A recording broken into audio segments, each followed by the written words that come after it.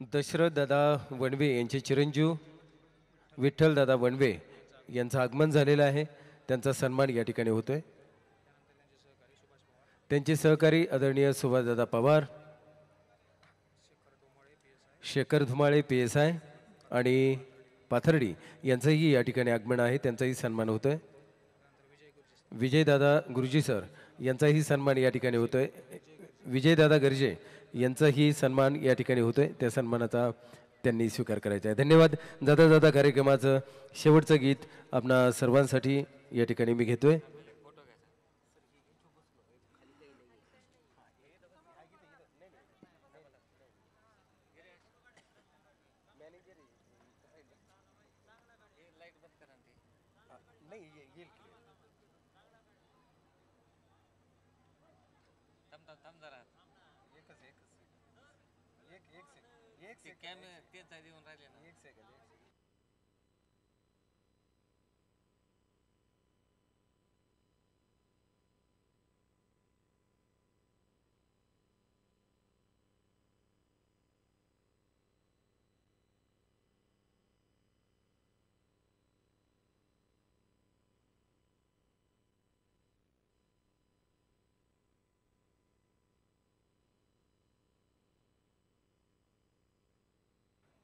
Thank you.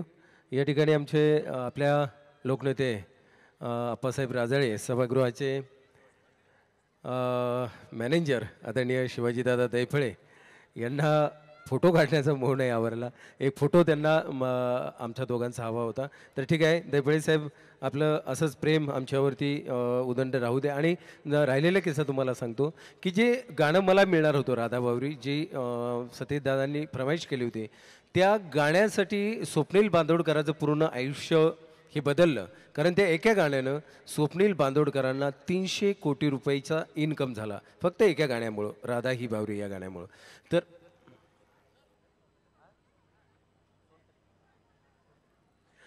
या मंगलमय प्रसंगामध्ये हे जो तुम्ही निसर्गमय वातावरण पाहता किंवा जी रोषणाई पाहता, आमचे सोनटक्के मंडप यांचं ही मनापासून स्वागत की तुम्ही एवढं सुंदर स्वर्गमय वातावरण या ठिकाणी निर्माण केलं.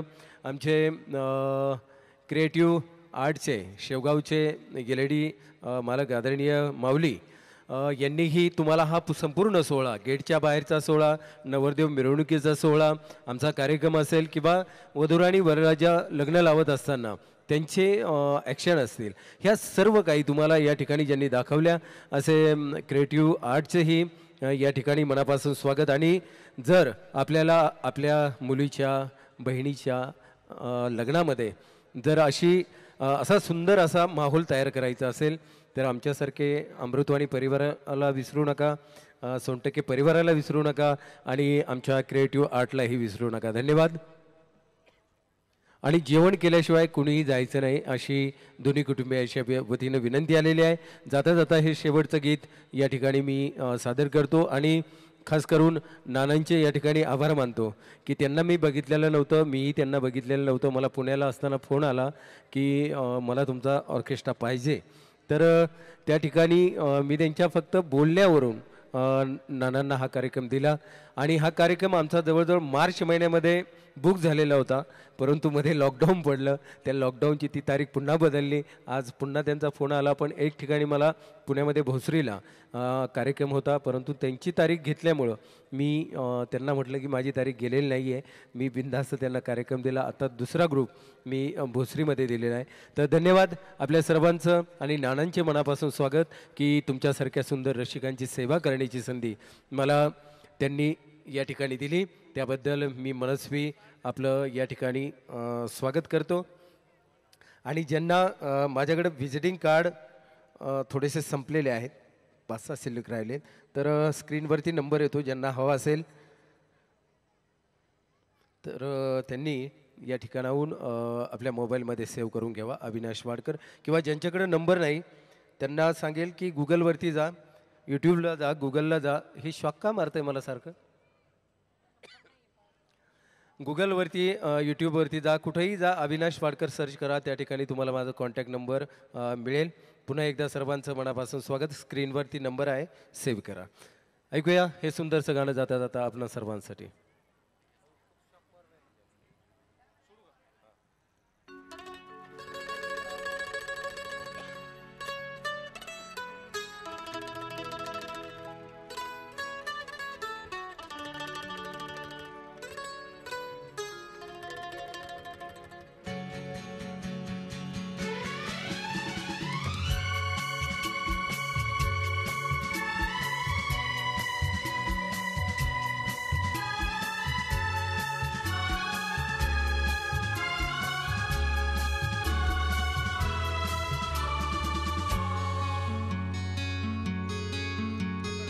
चलते चलते मेरे ये गीत याद रखना, कभी अलविदा न कहना, कभी अलविदा न कहना। चलते चलते मेरे ये गीत याद रखना, कभी अलविदा न कहना, कभी अलविदा न कहना। रोते हंसते बस यूं ही तुम गुनगुनाते रहना, कभी अलविदा न कहना, कभी अलविदा न कहना, कभी अलविदा।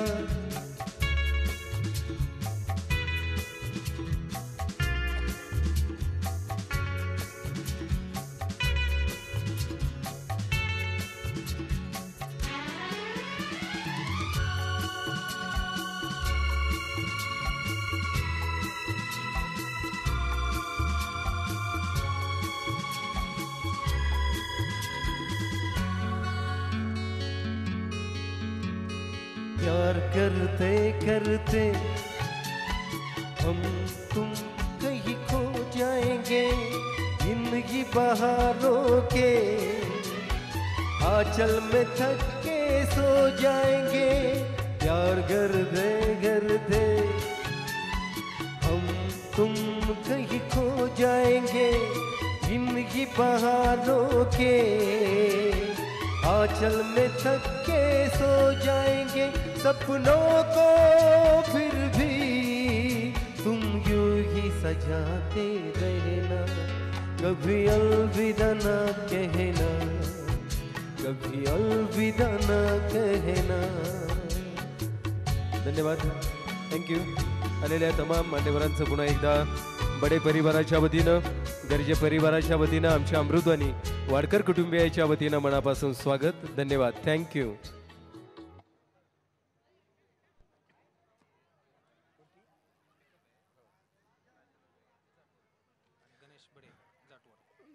धन्यवाद. या ठिकाणी जाटवडसाठी आलेल्या पाहुण्यांसाठी पिकअप लावलेले आहेत, गाड्या उभ्या आहेत. ज्यांना जायचं असेल त्या ठिकाणी तुम्ही त्या गाडीमध्ये संपर्क करू शकता.